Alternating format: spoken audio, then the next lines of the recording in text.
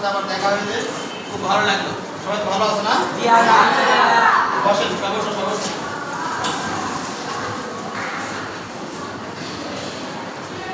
আচ্ছা, এইখান থেকে একজন বলতে হবে না, দুই বেঞ্চ করে এক বেঞ্চে দুজন বসো, তিনজন না বসে দুজন বসো, এক বেঞ্চে দুইজন বসো, একজন বসে দাও। আচ্ছা, একজন হ্যাঁ, এটা বেঞ্চে দুজন বসো।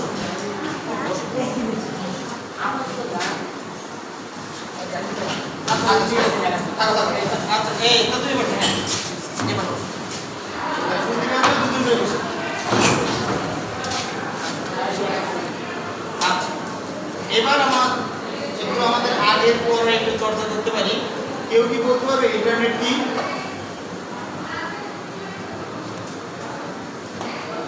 বলতে পারবে ইন্টারনেট কি?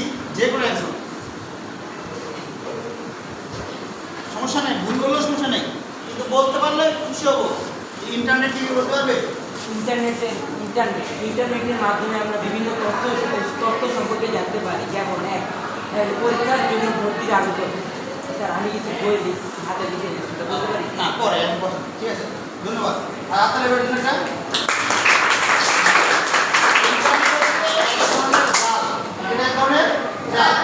পুরো বিশ্বকে একটা বিন্দুতে আটকায় রাখছে। আপনি যে কোনো কিছু তুমি করতে চাও না কেন, সেইখানে ইন্টারনেট কি করতে হবে? ব্যবহার করতে হয়। একসময় আমরা প্রশ্ন করতাম যে ইন্টারনেট আমাদের কি কি কাজে লাগে, আর এখন আমরা প্রশ্ন করি না, এখন আমরা প্রশ্ন এভাবে করি যে কোন কোন কাজ ইন্টারনেট ছাড়া করা যায়। তাহলে ধরো কাল তোমার পরীক্ষা, তুমি ধরো তোমার আইসিটি বিষয়ে পরীক্ষা হবে, তুমি একটা বিষয় বুঝতে পারছো না, তোমার বাড়ির যে গৃহশিক্ষক ছিল সেও নেই, তোমার যে বড় ভাই সেও নেই, বাবা মাও এই বিষয়টা বুঝতেছে না, এমন তো অবস্থায় তোমার কাল পরীক্ষা। তাহলে তুমি কি করবা? কি করবা? ইন্টারনেটে সার্চ করবো। তারপর চেষ্টা করবো। গুড, হাতের লেখা।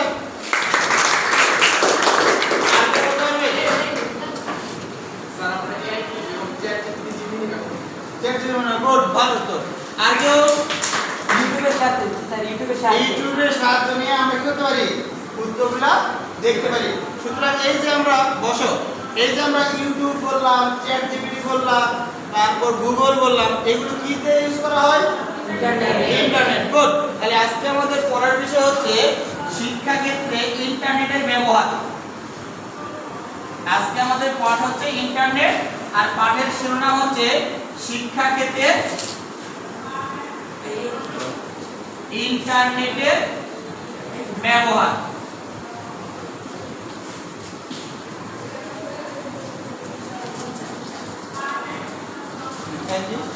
আচ্ছা, আমরা ইন্টারনেট কি কাজে ইউজ করতে পারি? এক নাম্বার হচ্ছে তথ্য অনুসন্ধান করার জন্য। সবাই একটা আমার সাথে বলবে, কি বলেন তো? তথ্য অনুসন্ধান। তথ্য অনুসন্ধান বিষয়টা কি বলেন তো? ধরেন আমাদের এই মুহূর্তে এই যে আমাদের বিশ্বকাপ খেলা হয়ে গেল, আমি এখন জানতে চাচ্ছি বিশ্বকাপ খেলায় কোন প্লেয়ার গোল্ডেন বুট পেল, কোন প্লেয়ার গোল্ডেন বল পেল, কোন প্লেয়ার গোল্ডেন গ্লোভস পেল। এইটা জানার জন্য কি করবো? আমরা ইন্টারনেটের মাধ্যমে গুগলে সার্চ দিব। গুগলে সার্চ দিয়ে আমরা দেখতে পারবো কোন প্লেয়ার গোল্ডেন বুট পেল, কোন প্লেয়ার গোল্ডেন বল পেল, কোন প্লেয়ার গোল্ডেন গ্লোভস পেল। এছাড়াও কি আছে? Online class. এই যে প্রশ্ন করছিলাম, যদি আমার বাসায় কেউ না থাকে, বড় ভাই না থাকে, তাহলে সেটা কি করতে পারি? আমি এই অনলাইন ক্লাসের মাধ্যমে আমি কি করতে পারি? ওই প্রশ্ন দিতে পারি। আমরা যখন ইউটিউবে ইন্টারনেটে সার্চ দিব, হাজার হাজার প্রশ্ন আমাদের সমাধান আমাদের সামনে হাজির হবে। বাংলাদেশের কেন, বহির্বিশ্বেরও অনেক ভালো ভালো শিক্ষকেরা এই ইউটিউবে এই প্রশ্নের সমাধান দিয়ে রাখছে। আমরা সেখান থেকে দেখে দেখে কি করতে পারি? এই ক্লাসটাকে অবজার্ভ করতে পারি, দেখতে পারি, এই ক্লাসটাকে আমরা নিজের মতো করে নিয়ে নিতে পারি। এই স্যারের পড়া ভালো লাগতেছে না, আরেক স্যারের পড়া করবো। ওই স্যারের পড়া ভালো লাগতেছে না, আরেক স্যারের ভিডিও দেখবো। এখানে তো লিমিটেশন নাই যে আমি রেজওয়ান স্যার শুধু আমার পড়া দিতে হবে। এইখানে রেজওয়ান স্যার ছাড়াও আরো অসংখ্য স্যারের ভিডিও আছে। আপনারা সেখান থেকে যে কোনো একটা ভিডিও ডাউনলোড দিয়ে দিতে পারো তোমার পছন্দ মতো। যে কোনো একটা ভিডিও ডাউনলোড দিয়ে দিতে পারো তোমার পছন্দ মতো। ঠিক আছে, 10 মিনিটের ভিডিও রেখে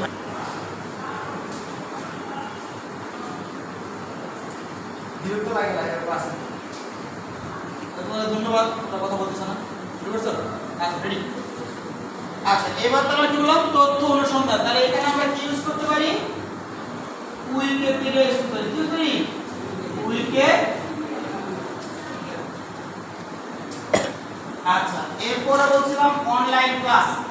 কি বলছিলাম? Online class. অনলাইন ক্লাসের ক্ষেত্রে আমরা একটা স্কুলের নাম জানি, 10 মিনিট স্কুল। নাম শুনছো? খুব বিখ্যাত স্কুল। কে চালায়? আয়মান সাদিক। কে চালায়? আয়মান সাদিক। অনেক ভালো একজন টিচার, অনেক ভালো করে। 10 মিনিট স্কুল বাংলাদেশের মধ্যে খুব বিখ্যাত একটা অনলাইন প্ল্যাটফর্ম, যেখানে অনলাইনে কি করানো হয়? ক্লাস করানো হয়। এছাড়াও মুক্ত পাঠ নামে একটা পাঠ আছে, যেটা আমরা শিক্ষকরা ইউজ করি। ধরো আমাদের আজকে মাল্টিমিডিয়া ক্লাসের প্রয়োজন পড়লো, আমরা একটা ক্লাসের একটা এরকম মনে করেন একটা পোস্টার বা একটা ছবি তৈরি করবো। এরকম ছবি দেখতে পাচ্ছ? এই দেখো এখানে কি হচ্ছে বলতে পারবো? দেখা যায়? হ্যাঁ, এখানে একটা মাল্টিমিডিয়া ক্লাসরুমে ক্লাস হচ্ছে। মাল্টিমিডিয়া ক্লাসরুমে ক্লাস হচ্ছে। আমরা যে ক্লাস করাচ্ছি এটা হচ্ছে কি হাতে কলম নয়, তো এটা কি এটা অন্য সনাতন পদ্ধতি, লিখে লিখে। আর মাল্টিমিডিয়া ক্লাসে কি হবে? একটা প্রজেক্টর থাকবে, প্রজেক্টরের মাধ্যমে আমরা কোনো ভিজুয়াল দৃশ্য, ধরো এমন কিছু বিক্রিয়া আছে যেগুলো আমরা ল্যাবে করতে পারতেছি না, এই বিক্রিয়াগুলো আমরা এই ভিজুয়াল দ্বারা কি করতে পারবো? সিমুলেশনের মাধ্যমে এই প্র্যাকটিক্যাল করতে পারবো। এই প্র্যাকটিক্যাল দেখতে পারবা, কোনো ক্ষতি নাই, তোমার চোখে মুখেও আসে পড়বে না, তোমার কাপড়েও পড়বে না, কিন্তু এটা সুন্দর কি হবে? অ্যান্সার চলে আসবে। তুমি এখানে লিখতে পারবা কতটুকু তোমার বিক্রিয়া করতে হবে, কতটুকু মানে কত গ্রাম লবণ দিতে হবে, কত গ্রাম কাঠ দিতে হবে, এটা সব অনেক কিছু হবে। তাহলে এইরকম একটা মাল্টিমিডিয়া কি আছে? ক্লাসরুম আছে। তোমরা কি এইটা জানো? এটা কি? দেখো পাশে 1 কাপ চা, এটা গল্প আছে না? 1 কাপ চা 1 খাস্তা লেবু। দেখেন 1 কাপ চা, তার সাথে কি আছে? একটা ই ট্যাব আছে, এটা বলা হয় ট্যাব। এটা হচ্ছে ই-বুক রিডার। আমাদের যদি কোনো বই কখনো হারায় যায়, তাহলে আমরা এনসিটিভি থেকে আমাদের একটা বইয়ের লিঙ্ক আছে, ওয়েবসাইট আছে। এনসিটিভি থেকে আমরা যদি গুগলে উইকিপিডিয়া দেখি বা গুগলে গিয়ে লিখি এনসিটিভি, তাহলে দেখবা আমাদের এই কি চলে আসছে? ওই ওয়েবসাইট চলে আসছে। ওই ওয়েবসাইট থেকে আমাদের যে বইটা হারায় গেছে বা যে বইটা আমরা চাচ্ছি, ওই বই ডাউনলোড করে এই ই-বুক রিডারে বসে ট্যাবের মাধ্যমে এরকম কি হয়? চাও পাওয়া যাবে, আবার কি হবে? পড়া যাবে, চাইলে এটা শুরু করা যাবে। বই তো হারিয়ে যায়, বই কি হয়? নষ্ট হয়ে যায়, কিন্তু এই ই-বুক রিডারে কোনো বই যদি আমরা কি করে রাখি? সেভ করে রাখি, তাহলে আর কোনোদিনই হারায় যাবে না। যেরকম আছে ওই রকমই জন্ম করে যাবে, যতদিন পর্যন্ত কি হয়েছে? নষ্ট না হয়েছে। ঠিক আছে? তাহলে আমরা যদি কখনো বই হারায় যায়, তাহলে বই হারায় গেলে বই কিনতে যাবো, তাহলে কি করবো? এরকম একটা এনসিটিভির ওয়েবসাইটে যাবো, বই ডাউনলোড দিব, আমাদের যার যে যে মোবাইল আছে ওই মোবাইল কি করবো? এটা ঠিক করতে হবে। এটা বলা হয় কি? ই-বুক। কি বলা হয়? ই-বুক। তাহলে আমরা 3 নম্বর কি বললাম? ই-বুক। আচ্ছা, ই-বুকের সাথে একটা কথা অ্যাড করে দেই, ডিজিটাল লাইব্রেরি। কি লাইব্রেরি? Digital library. এটার মানে কি বলেন তো? ধরেন এই মুহূর্তে আমার আমেরিকার একটা বই পড়তে খুব ইচ্ছা করতেছে, বইটা বাংলাদেশে নাই, এখন উপায় আমরা ওই লাইব্রেরিতে গিয়ে আমরা সার্চ করব এই বইটা আছে কিনা।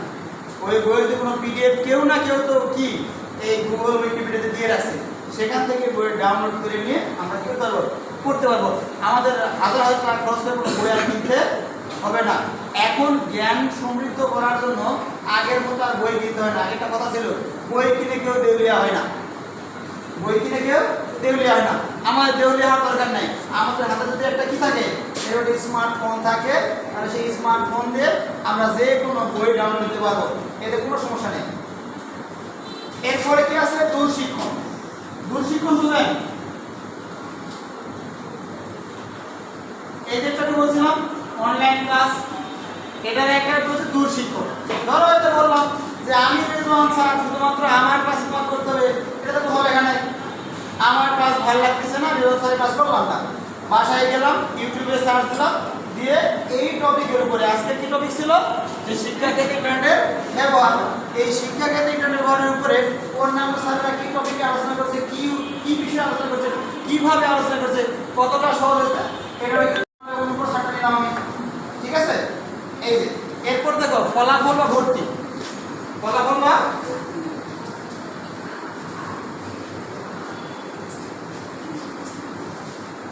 আমি যখন 2012 সালে ইন্টারমিডিয়েট পাস করি 2010 সালের থেকে এই যে ফর্ম তোলার একটা ঝামেলা ছিল 2007 সালের পর থেকে ঝামেলাটা পায় নাই 7 সালের আগে যদি কোনো শিক্ষার্থী ধরো স্কুল পাস করে একটা কলেজে ভর্তি হতে যাচ্ছে তাহলে তাকে কষ্ট করে সেই কলেজ যেতে হয়েছে সেই কলেজ থেকে একটা ফর্ম নিতে হয়েছে ওই ফর্মটা হাতে করে পূরণ করতে হয়েছে টাকা রসিদ লিখতে হয়েছে এরপর কি হতেছে জমা দিতে হয়েছে একটা জায়গায় করতে হয় আপনি স্কুলে আইলে আপনি ভর্তি বেতন করেন আপনি আয়েন দাম বলে দেন হয়ে যায় তাহলে তোমরা যদি এখন এই বিষয়টা চিন্তা করো যে শিক্ষাক্ষেত্রে বেশি কাজ হচ্ছে ফলাফল ভর্তিতে অনেক সুযোগ সুবিধা পেতেছে ফলাফল এখন অনলাইনে পাওয়া যায়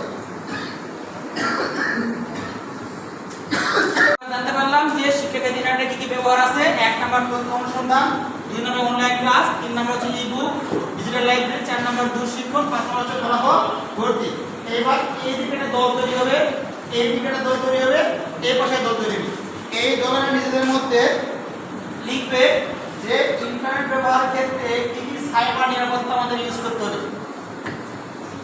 কথা বুঝছো এই পাশে একটা দল হয়ে যাও এই পাশে এক দল হও এই পাশে এক দল সবাই নিজেদের মুখোমুখি হও এই যে বেশ করে নাও হ্যাঁ সবাই নিজেদের করে নাও একটা খাতা নাও খাতা নিয়ে শিক্ষা ক্ষেত্রে ইন্টারনেট ব্যবহারের ক্ষেত্রে কি কি সাইবার নিরাপত্তা ব্যবহার করবা সবাই লিখো একটা খাতা নাও খাতা নিয়ে সবাই সাইবার নিরাপত্তা সম্বন্ধে লিখবা সবাই সাইবার নিরাপত্তা যার যেটা মনে যায় যার যা দলে হ্যাঁ সাইবার নিরাপত্তা মানে সব লিংকে আমরা ঢুকতে পারবো কিনা সব লিংকে আমরা ঢুকতে পারবো যেমন অপরিচিত কোনো লিংকে ক্লিক না করে শক্তিশালী পাসওয়ার্ড দিয়ে সংক্ষেপে দিক নির্দেশনা দেওয়া এরকম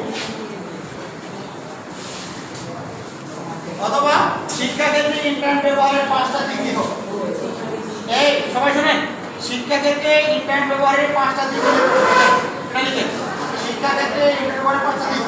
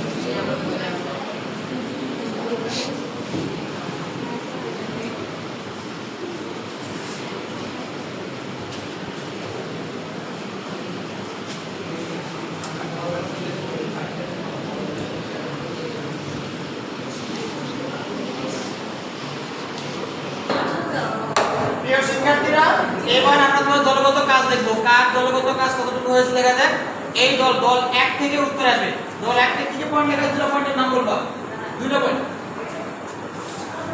শিক্ষাক্ষেত্রে ইন্টারনেটের দুটি ব্যবহার হলো আমরা ইন্টারনেটের সাহায্যে এনসিটিভি থেকে বিভিন্ন প্রয়োজনীয় বই ডাউনলোড করতে পারি এর জন্য আমাদেরকে বাইরে গিয়ে কোনো বই কেনার প্রয়োজন হয় না আর দুই ইন্টারনেটের মাধ্যমে আমরা আমাদের ভর্তি পরীক্ষার ফলাফল জানতে পারি এই কারণে আমাদেরকে ভর্তি হওয়ার জন্য একটি নির্ধারিত কলেজে বা স্কুলে যাওয়ার প্রয়োজন হয়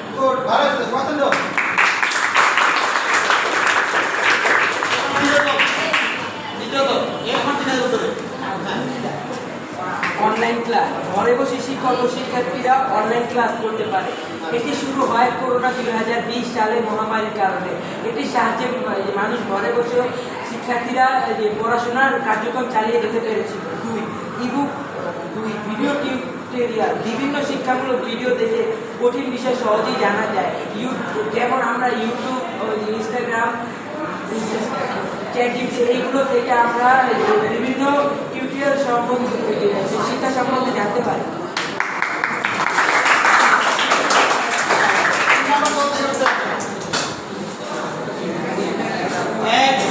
সবাই শুনি। আমরা কোনো সাধারণ মানুষকে প্রশ্ন না করে এক বিষয়ের মাধ্যমে সব প্রশ্নের উত্তর সহজে পেয়ে যেতে পারি। 2 আমরা কোনো বই না কিনে ইন্টারনেটের মাধ্যমে ওই বইটি পড়তে পারি।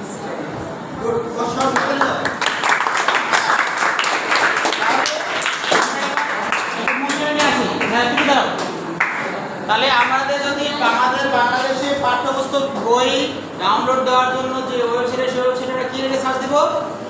সেই ওয়েবসাইটে এনসিটিভি লিখে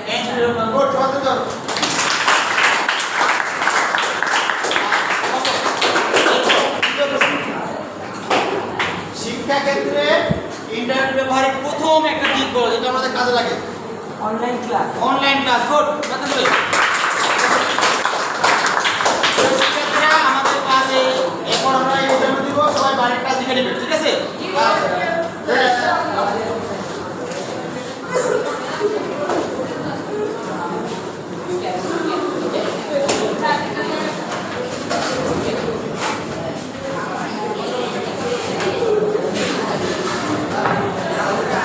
অনলাইন ক্লাস, সবাই বাইরে দিবে। অনলাইন ক্লাস আমাদের প্রচলিত শিক্ষার যে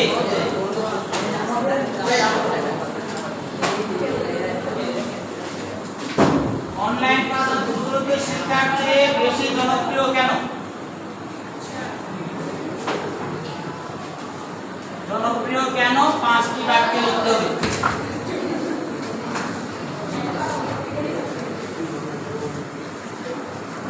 সবাই বাড়ির কাজ করো না।